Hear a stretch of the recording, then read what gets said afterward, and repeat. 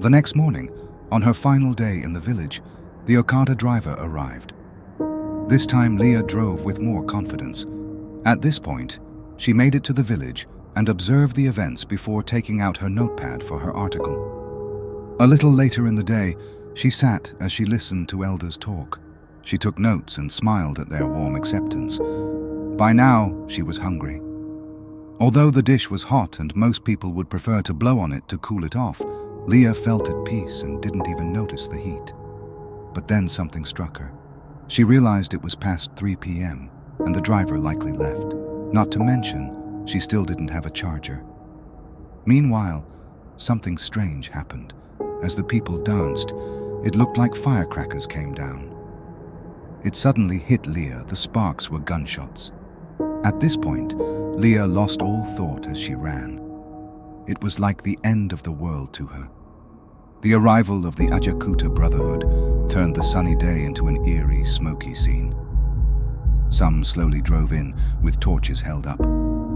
At this point, Liya took shelter in a hut.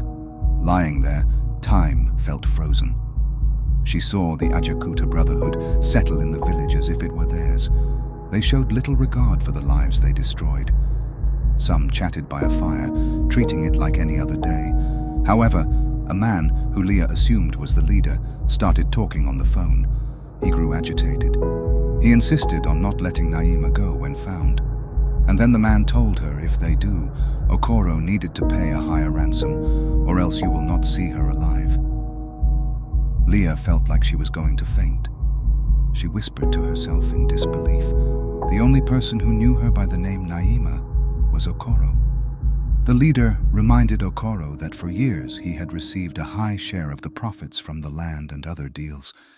He made it clear Okoro was the one who had contacted him, and said Naima was assigned to the story. Okoro responded that after his boss told him he could not go, the goal was for Liya to gather basic interviews and then leave. The leader interrupted, clarifying that Adesola purposely booked the hotel near gang activity to hold Liya for ransom, not for interviews. The leader reminded Okoro that he was supposed to go to Liya's uncle to get the money. Then he, Oku, would deliver it while splitting the profits with him. The leader stated they had not yet determined Liya's fate.